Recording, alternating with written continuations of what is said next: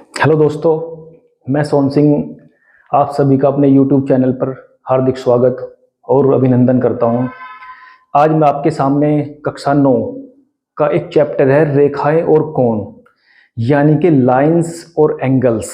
ठीक है, ये हमारे पास एक बहुत ही शानदार टॉपिक है और ये है जरूर कक्षा 9 में, लेकिन जब आप इसे पढ़ लोगे ध्यान से तो आपके पास ये कक्षा 10, कक्षा 11, कक्षा 12 और इसके साथ साथ जितने भी कॉम्पिटिटिव एग्जाम आप दोगे अपनी लाइफ में सब जगह काम आएगा। ठीक है, अगर आज आपने इसे ध्यान से समझ लिया तो कभी नहीं भूलोगे। ठीक है, चलिए आपके कीमती वक्त को बिना बर्बाद किए स्टार्ट करते हैं आज का टॉपिक। ठीक है, टॉपिक का नाम है रेखाएं और कोण, यानी कि लाइंस और एंगल्स। मैं ये कोशिश करूंगा कि अब जो भी आपको पढ़ाऊं उसे दोनों लैंग्वेज में पढ़ाऊं, हिंदी में भी और अंग्रेजी में भी, ताकि दोनों बोर्ड के बच्चे, सीबीएसई बोर्ड हो या हिंदी बोर्ड हो, ठीक है, दोनों बच्चे इन चीज़ों को आराम से समझें और उसके आधार पर अपने क्वेश्चंस को करें। ठीक है, चलिए स्टार्ट करते हैं। सबसे पहले हम बात करेंगे रेखा की। ठीक है, रेखा यानी कि लाइन। लाइन बनती कैसे है? ठीक है, लाइन एक्चुअल में एक छोटा सा फॉर्मेशन होता है। ठीक है, अगर हमारे पास एक पॉइंट हो, ठीक है, एक पॉइंट, फिलहाल अगर मैं कहीं पर एक छोटा सा डॉट लगा देता हूं तो हम जानते हैं कि ये पॉइंट होता है। डॉट को हम क्या कहते हैं? पॉइंट। अगर मैं इसके जस्ट सामने या इधर उधर कहीं भी एक दूसरा डॉट लगा दूं और इन दोनों के नाम रख दूं जो भी आप रखना चाह रहे हैं, ए और बी, ठीक है, वो आपकी मर्जी, आप कुछ भी रख सकते हैं। तो मैंने यहां पर दो डॉट लगाए हैं, ए और बी। मैं आपसे कहूं कि मुझे एक पॉइंट ए से एक पॉइंट बी तक जाना है, ठीक है, तो उन दोनों पॉइंट को ज्वाइंट करना पड़ेगा। यानी कि जाने का मतलब है इस स्थान से आपको इस स्थान पर पहुंचना है, तो पहुंचने के लिए किसी रास्ते की तो जरूरत होगी। जैसा आपको एक जगह से दूसरी जगह जाना है तो वहां जाने के आपके पास बहुत सारे रास्ते हो सकते हैं, इसी तरह एक पॉइंट से दूसरे पॉइंट तक पहुंचने के बहुत सारे रास्ते होंगे। लेकिन हमें बहुत सारे रास्ते नहीं चाहिए, हमें वो रास्ता चाहिए जो सबसे छोटा हो, सबसे कम, शॉर्टेस्ट डिस्टेंस। अगर हमारे पास दो बिंदु हैं और इन दोनों बिंदुओं को हम शॉर्टेस्ट डिस्टेंस पे एक दूसरे से ज्वाइंट करें, ठीक है, शॉर्टेस्ट डिस्टेंस, ठीक है, ध्यान रखना, सबसे कम दूरी पर जब आप इन बिंदुओं को आपस में मिलाएंगे तो इन्हें मिलाने से जो रचना बनेगी, यानी कि जो फॉर्मेशन होगा, उस फॉर्मेशन को हम कहते हैं रेखा, यानी कि लाइन। ठीक है, ये रहा रेखा, लाइन, और एक छोटा सा शब्द और लिखा है मैंने, रेखाखंड, यानी कि लाइन सेगमेंट। ठीक है, ये भी रेखा का ही एक रूप होता है। अगर हमारे पास एक बहुत बड़ी रेखा होती है, उस रेखा को हम छोटे छोटे भागों में काट दे, खंड कर ले उसके, तो वो बन जाएगा रेखाखंड, यानी कि लाइन सेगमेंट। लाइन के छोटे छोटे हिस्से बन जाएंगे, तो हम रेखा को रेखाखंड भी कह सकते हैं। ठीक है, लाइन सेगमेंट। तो ये तो बात हुई रेखा की, यानी कि दो बिंदुओं को जब हम मिनिमम डिस्टेंस पर एक दूसरे से ज्वाइंट करते हैं तो ज्वाइंट करने से जो भी रचना, यानी कि जो भी फॉर्मेशन होती है, उसे हम क्या कहते हैं? रेखा। ठीक है, अब ये आपके पास होगी रेखा। अगर हम इस रेखा के एक सिरे पर, क्योंकि उसके कितने सिरे होंगे? दो सिरे होंगे, एक सिरे पर या इस रेखा पर कहीं भी एक दूसरी रेखा को ज्वाइंट कर दें या काट के आगे बढ़ा दे, कैसे भी कर लो आप। ठीक है, एक रेखा लिया आपने, उस रेखा के किसी एक सिरे पे या सिरे को भी छोड़ दो, उस रेखा को कहीं भी काट के कोई रेखा जाएगी, काट के भी नहीं जाएगी, तो यहां तक ले लीजिए, आपकी मर्जी, किसी भी तरीके से ले लीजिए आप।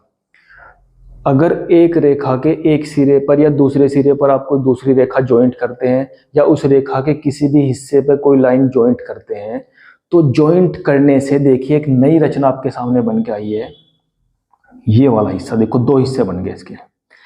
देखो पहले ये अपने आप में एक हिस्सा था, लेकिन जैसे ही आपने इस लाइन को यहां लिया तो लाइन को यहां लेने से इस रेखा पर दो हिस्से बन गए।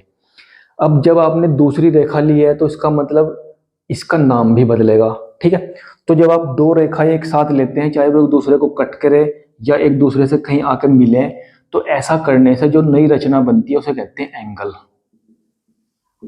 क्या कहते हैं भैया? एंगल कहते हैं। ये आपकी क्या थी भैया? लाइन। ठीक है, तो ये तो उनका बेसिक सा पॉइंट था कि ये होते क्या है। अब क्योंकि ये है, जैसे आपके पास लाइन है, लाइन के बाद मैंने आपको बताया एंगल है, तो एंगल है तो एंगल अलग अलग तरीके के होंगे आपके पास, ठीक है। देखिए मैंने सामने लिख भी दिया, मैं आपको समझाऊंगा कि ये होते कैसे हैं, ठीक है। दोनों लैंग्वेज में आप पढ़ेंगे, हिंदी में भी और अंग्रेजी में भी, दोनों टाइप के बच्चे पढ़ेंगे, आपको सब कुछ समझ में आएगा। बस वीडियो को ध्यान से देखते जाइए, ठीक है।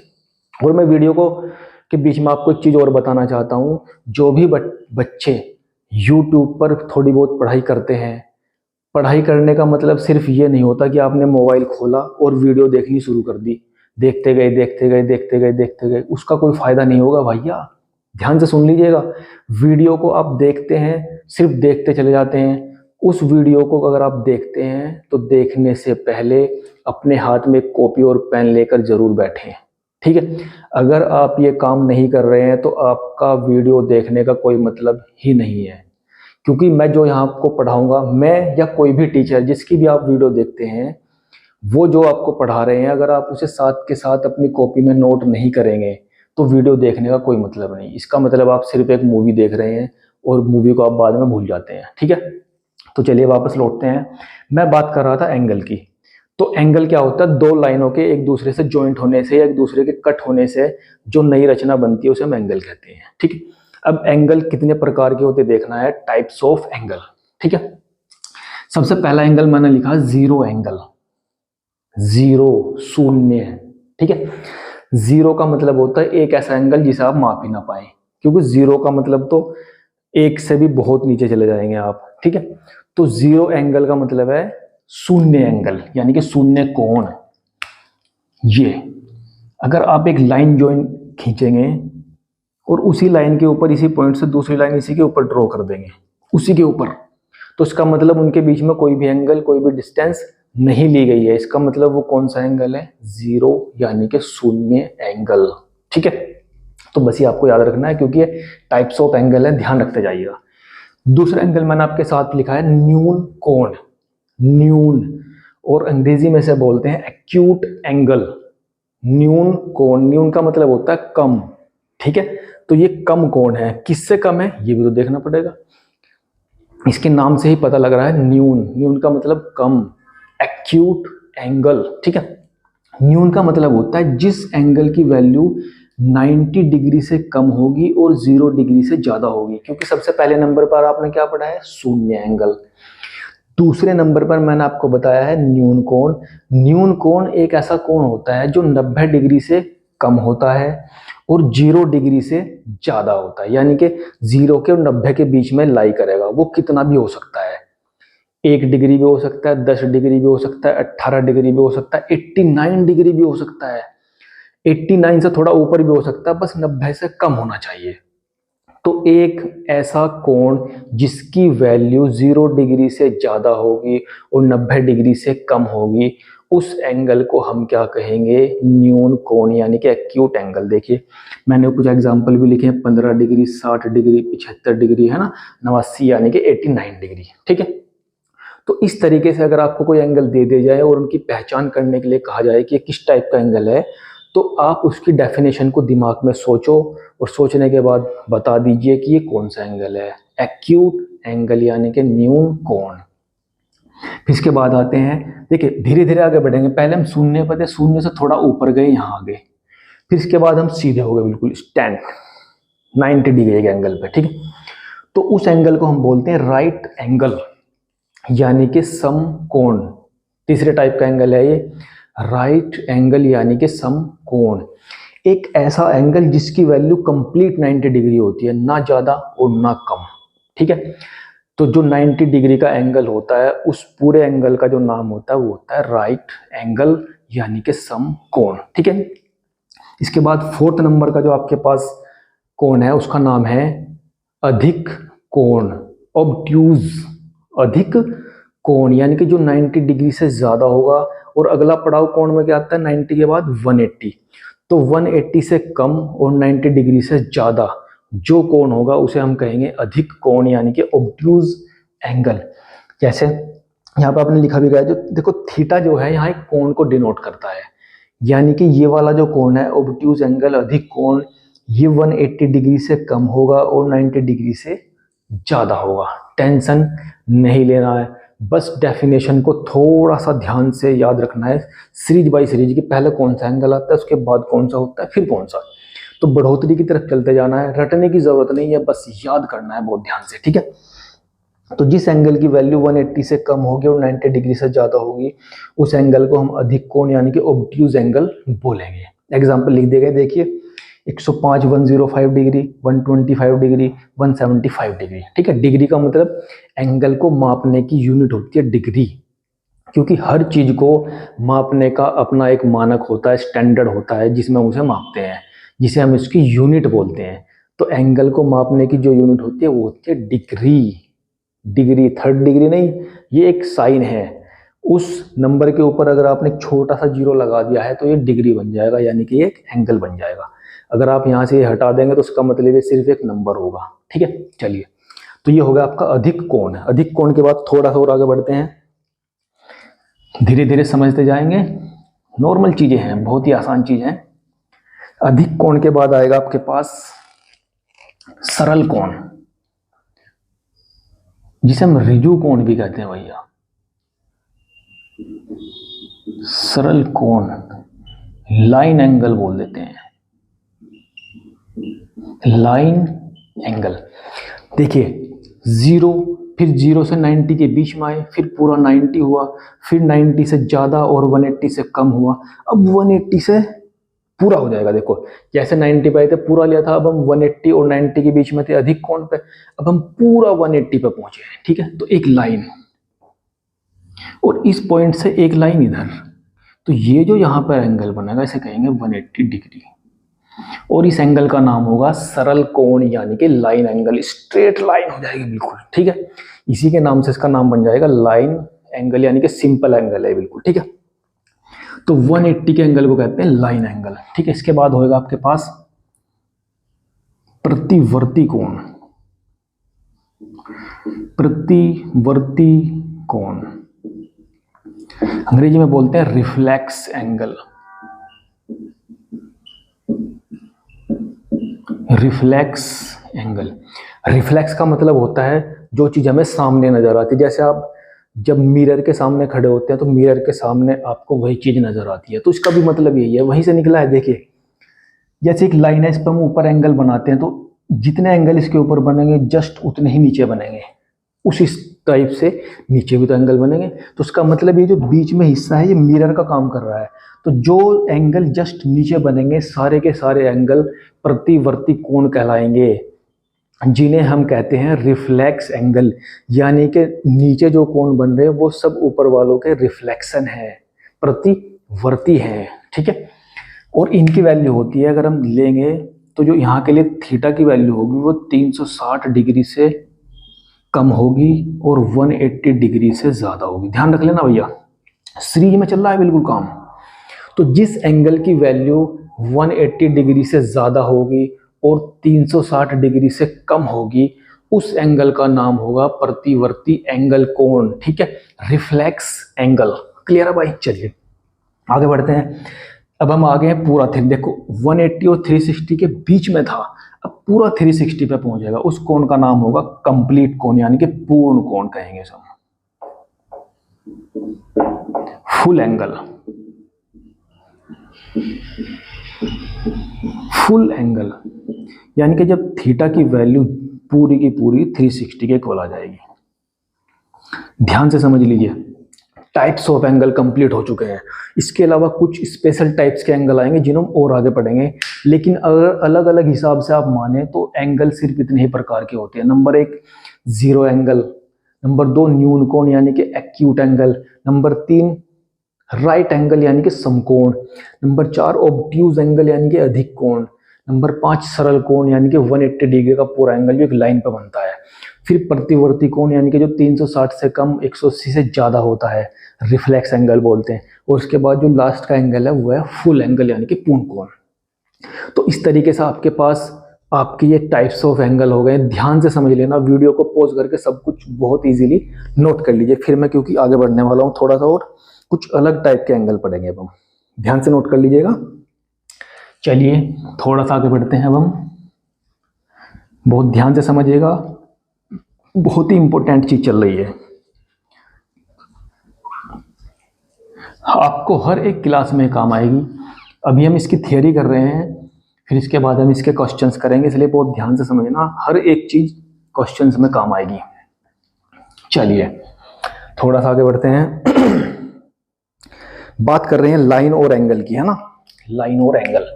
इसके बाद दो स्पेशल टाइप के एंगल हमारे पास रहे हैं। एक का नाम होता है कॉम्प्लीमेंट्री,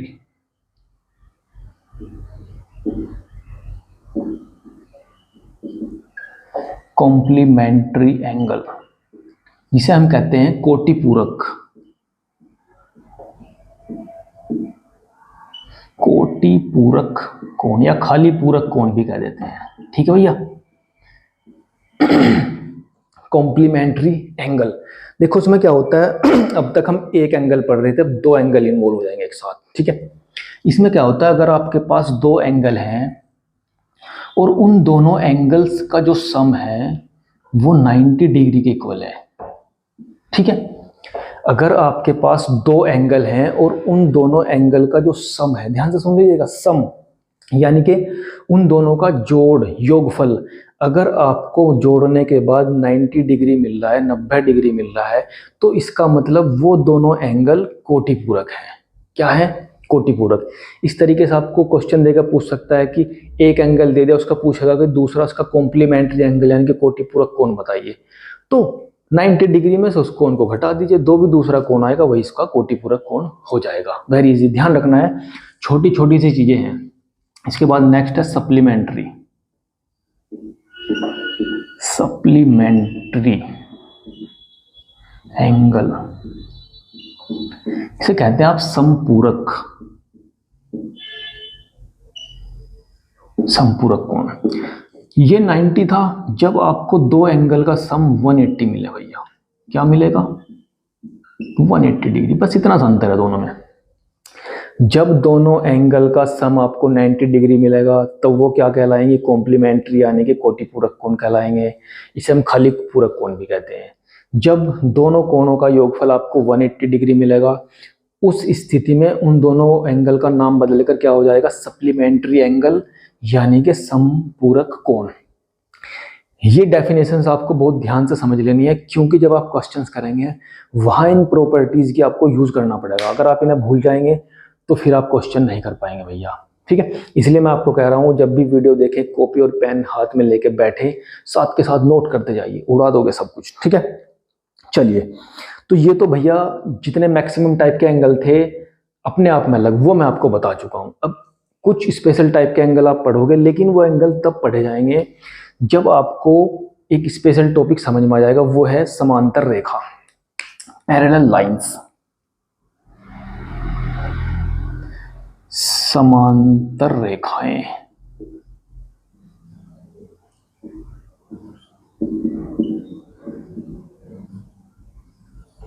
पैरेलल लाइंस बोलते हैं भैया ने, पैरेलल लाइंस, बहुत ही आसान टॉपिक है। पैरेलल लाइंस का मतलब होता है दो ऐसी रेखाएं, दो अभी एक नहीं रही है, क्योंकि लाइंस हो गई ना, पैरेलल लाइंस। देखिए इनके नाम से पता लग रहा है, समांतर रेखाएं, यानी कि दो या दो से ज्यादा, कम से कम कितनी? दो या दो से ज्यादा रेखाएं जब एक दूसरे से समान अंतर पे होती हैं, समांतर यानी कि समान डिफरेंस पे, यानी कि इक्वल डिस्टेंस पे जो रेखाएं एक दूसरे से होती हैं, उन्हें रेखाओं को हम कहते हैं समांतर रेखाएं, इक्वल डिस्टेंस। देखिए यहां ले लीजिए आप एक रेखा, बहुत सारी रेखा ले सकते हैं, लेकिन मैं आपको दो के लिए समझा देता हूं। ये दो रेखाएं मैंने यहाँ पर ड्रॉ कर ली हैं। दोनों रेखाएं यानी कि दोनों लाइंस एक दूसरे से इक्वल डिस्टेंस पे हैं, चाहे आप कहीं से भी माप लेंगे। तो अगर ऐसी स्थिति आपको कहीं मिल रही है कि दो रेखाएं एक दूसरे से इक्वल डिस्टेंस पे है, तो उसका मतलब वो दोनों रेखाएं क्या हैं?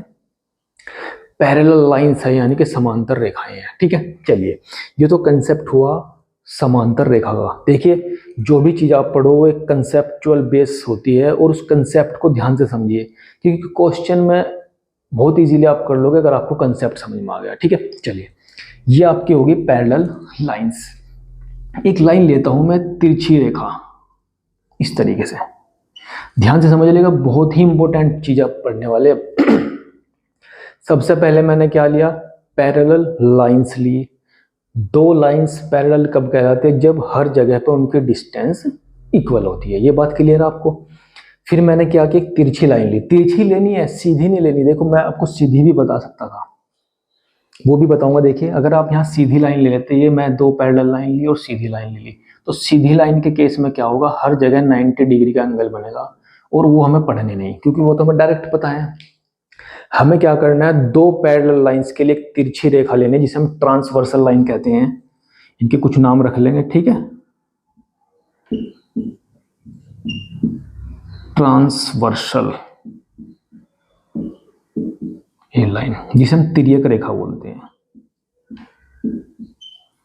तिर्यक रेखा। ध्यान से, ठीक है भैया। ट्रांसवर्सल लाइन बहुत ध्यान से समझ लीजिएगा। जब हमारे पास दो पैरेलल लाइंस होती हैं, दो से ज्यादा भी हो सकती हैं, और एक रेखा जो तिरछी होती है बिल्कुल, यानी कि क्रॉस होकर जाती है और उन दोनों रेखा को कट करती है, तो ऐसा करने से आपके सामने 8 एंगल बनते हैं। देखिए यहां पर 1 2 3 4 5 6 7 8, ठीक है। ये 8 एंगल देखिए, कुछ क्वालिटी के साथ इनके नाम अलग अलग होंगे। बहुत ही ध्यान से समझ लेना, क्योंकि अब जो आप इस चैप्टर में एक्सरसाइज करेंगे, वो एक्सरसाइज पूर्णतः इस टॉपिक पे बेस है। किस पे, दो पैरेलल लाइंस और एक लाइन जब उन्हें तिरछी कट करके जाएगी, यानी कि ट्रांसवर्सल लाइन उन्हें कट करके जाएगी, तो जो एंगल मिलेंगे वो उनके नाम क्या क्या होंगे, ठीक है। चलिए, तो यहाँ पर 8 एंगल बन गए, उनके सबके मैं नामकरण कर देता हूँ। 1 2 3 4 5 6 7 8।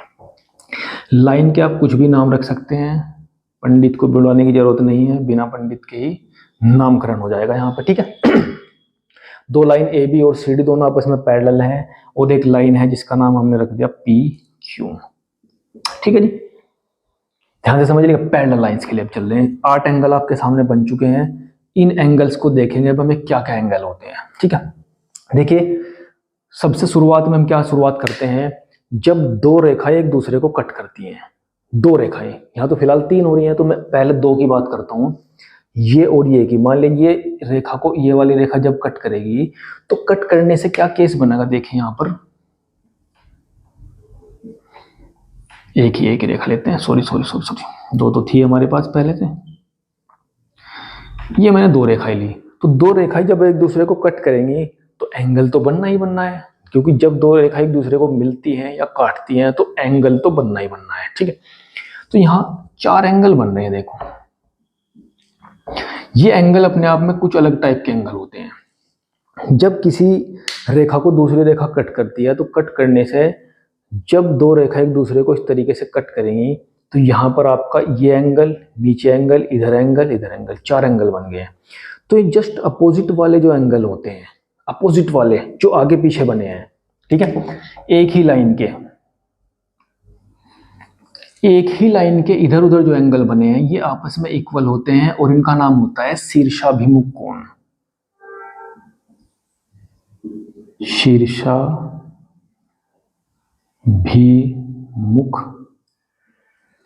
कोण अंग्रेजी में बोलते हैं वर्टिकली अपोजिट एंगल। वर्टिकली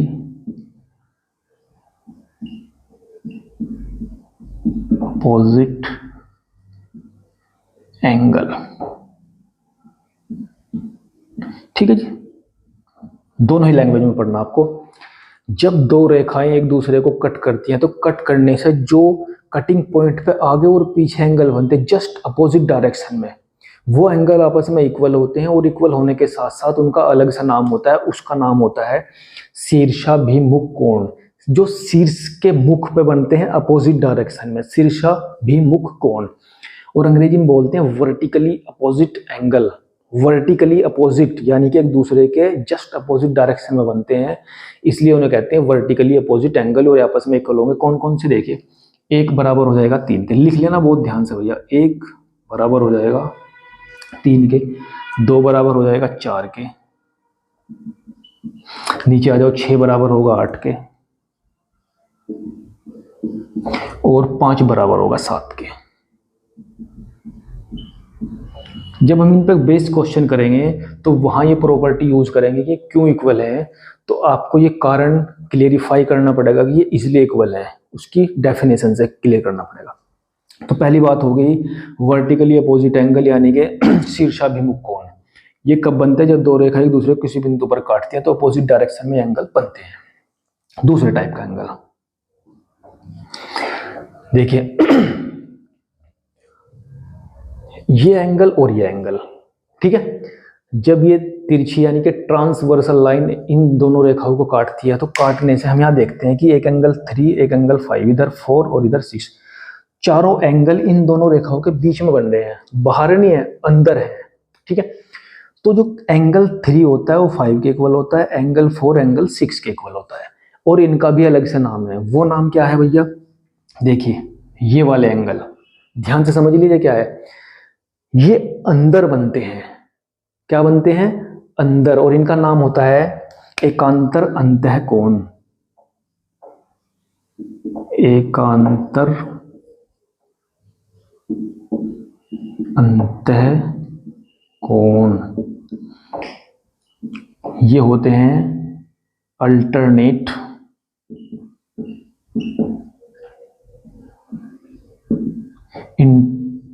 इसे यहां पर थोड़ा सा ऊपर कर लेते हैं भैया, अल्टरनेट इंटीरियर एंगल।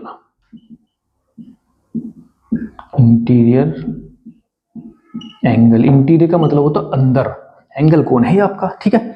तो ये होते हैं अल्टरनेट इंटीरियर एंगल, जिनका नाम हिंदी में होता है एकांतर अंतः कोण। ये क्या होते हैं? जो लाइन उन दो पैरेलल लाइंस को काट के जाती है तो अंदर की साइड में जो अपोजिट डायरेक्शन में बनते हैं एक दूसरे के पीछे, ये इधर, ये इधर, ये इधर, ये इधर, ये आपस में क्या होते हैं? इक्वल होते हैं। इन्हें लिख लेते हैं, कौन कौन से इक्वल है? 3 is equal to 5, angle 3 is equal to angle 5, angle 4 is equal to angle 6। ध्यान से लिखते जाइएगा, ठीक है। ये आपके कौन से एंगल हो गए? एकांतर अंतः कोण। इसके बाद आएगा एकांतर बाह्य कोण। एकांतर बाह्य कोण, देखिए आज के लेक्चर में मैं सिर्फ आपको इनकी डेफिनेशंस बताऊंगा, क्योंकि एक्सरसाइज इन्हीं सब के बेस पे होनी है। अगर आपने इन्हें ध्यान से समझ लिया एक्सरसाइज को आप फिनिश कर दोगे एकदम से। एकांतर बाह्य कोण, अल्टरनेट एक्सटीरियर एंगल। एक्सटीरियर यानी कि बाहर। देखिए, अब अंदर की बात खत्म हो गई, अब बात करते हैं बाहर की। बाहर निकल जाइए कमरे से, ठीक है। एंगल 2 और एंगल 8 यानी कि दूसरा और 8वां जो एंगल है 2 और 8, ये आपस में इक्वल होंगे, उनका नाम क्या होगा? एकांतर बाह्य कोण। देखिए, angle 2 is equal to angle 8, angle 1 is equal to angle 7। देखो, देखने से भी इक्वली लगेंगे, बस इनके नाम अलग अलग रख दिए हैं। क्योंकि ये बाहर है तो इनका नाम होगा एकांतर बाह्य कोण, अल्टरनेट एक्सटीरियर एंगल, क्योंकि ये बाहर बन रहे हैं, ठीक है। 1 is equal to 7, 2 is equal to 8, ठीक है। वीडियो को पॉज करिए और सब कुछ नोट कर लीजिए, क्योंकि मैं इसे रफ करने वाला हूं, ठीक है। ध्यान से देख लीजिए, थोड़ा सा और आगे बढ़ेंगे अभी। चलिए, इन्हें मैं रफ कर देता हूं, डायग्राम वही चलता रहेगा।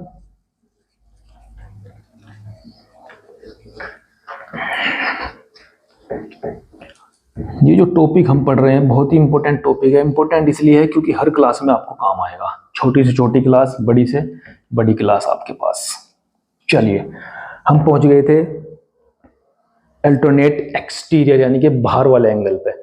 अब हम चलते हैं, नेक्स्ट एंगल है आपके पास संगत कोण नंबर 4 या 3 जो भी होगा, ठीक है, ध्यान रख लेना। संगत कोण,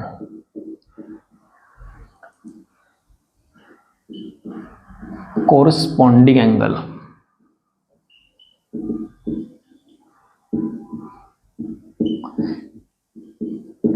कोरस्पॉन्डिंग एंगल। देखिए संगत कोण क्या होते हैं। इस तिर्यक रेखा के एक साइड में जितने भी एंगल बन रहे हैं ध्यान से देख लीजिए, 2 3 6 7, नीचे आ जाइए 1 4 5 और 8। ठीक है, एक साइड की बात करते हैं संगत। ठीक है, संगत की परिभाषा क्या है? जब आप संगत कोण की बात करते हैं तो ये कोण अगले कोण को छोड़ के उससे अगले के बराबर होगा। एक छोड़ के 2 बराबर 6 का होगा, क्योंकि 3 छोड़ देंगे, 3 बराबर 7 के होगा, 6 छोड़ देंगे, 1 बराबर 5 के होगा, 4 को छोड़ेंगे, 4 बराबर 8 के होगा, 5 को छोड़ देंगे। ठीक है, तो संगत कोण को ध्यान रखने का तरीका है, जो तिर्यक रेखा ने काट रही है उसके एक साइड में जितने भी एंगल बचे हुए हैं उनमें से एक एंगल को छोड़िए तो जो बाकी 2 एंगल बचेंगे वो आपस में इक्वल होंगे और उनका नाम क्या होगा? संगत कोण, यानी कि कोरस्पॉन्डिंग एंगल। तो 2 इज इक्वल टू किसके होगा? 6 के। 3 is equal to 7, 1 is equal to 5 और भैया 4 इज इक्वल टू 8। ये आपके हो गए भैया कोरस्पॉन्डिंग एंगल, यानी कि संगत कोण। ठीक है, इस तरीके से आप पैरेलल लाइंस यानी कि समांतर रेखाओं को जब कोई तिर्यक रेखा ट्रांसवर्सल लाइन कट करके जाएगी तो उसके अंदर जितने भी कोण बने हैं उन कोणों को हम इस तरीके से परिभाषित करेंगे। इन्हें ध्यान से इसलिए समझ लेना क्योंकि जब हम क्वेश्चंस करेंगे तो क्वेश्चन में ये प्रॉपर्टीज यूज करनी पड़ेगी। तो अगर आप इन्हें ध्यान से समझेंगे तभी तो यूज करेंगे मेरे भाई। क्यों? ध्यान से समझते रहिए। थोड़ा सा और आगे बढ़ते हैं। इसके बाद आएगा आपके पास सह आंतरिक कोण।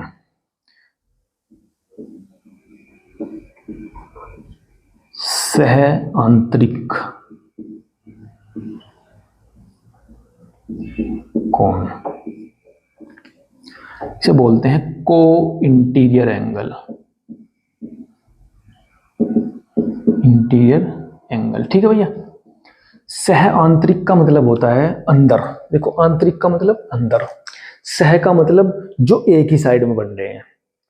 तो जो लाइन इन्हें कट करके जा रही है इस लाइन के द्वारा जो अंदर के कोण बन रहे हैं उसमें एक साइड के जो कोण बन रहे हैं, इधर बन रहा है 3 और 6, इधर बन रहा है 4 और 5। तो इनकी भी एक अलग प्रॉपर्टी होती है कि एक साइड में जो कोण बनते हैं अंदर की तरफ उनका जो सम होता है वो 180 के इक्वल होता है। यानी कि एंगल 3 प्लस एंगल 6 होता है 180 के इक्वल। एंगल 4 प्लस एंगल 5 इनका भी ऐड कितने के इक्वल होता है? 180 के इक्वल। सह आंतरिक कोण यानी कि दो पैरेलल लाइंस को जब वो तीसरी तिरछी रेखा काट के जाएगी तो काटने के बाद उसके अंदर अंदर जो एक ही साइड में एंगल बनेंगे उन एंगल्स का जो सम होगा वो 180 के इक्वल होगा। ठीक है, एक इसके जस्ट दूसरे वाला एंगल होता है क्योंकि अंदर है, बाहर करेंगे। सह बाह्य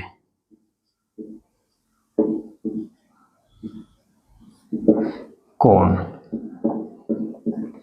इन्हें कहेंगे आप को एक्सटीरियर एंगल। को एक्सटीरियर एंगल क्लियर है भाई। अब आ जाते हैं बाहर। इस लाइन के एक ही साइड में लेकिन बाहर की तरफ, बाहर बाहर एक ही साइड, इधर क्या एंगल बन रहा है 2, इधर क्या बन रहा है 7, तो इन दोनों का सम 180 के इक्वल होगा। इधर की तरफ आएंगे तो इधर क्या एंगल बन रहा है 1 और 8, इन दोनों का भी सम किसके इक्वल आएगा? 180 के इक्वल आएगा। तो ये नए टाइप के कोण आपके पास है भैया। 2 और 7 का एडिशन 180 हो गया भैया। 1 और 8 का सम 180 के इक्वल हो गया भैया।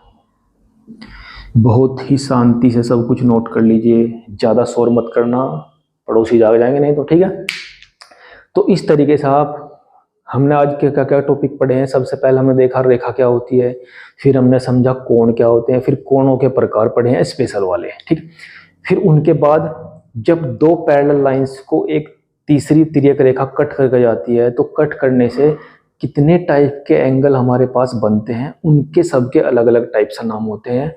उन नामों के आधार पर हमने समझा कि कौन सा कोण किसके इक्वल होता है और उसका क्या नाम है। जिस तरीके से आपका नाम है इसी तरह इनका भी नाम है। क्लियर है भाई?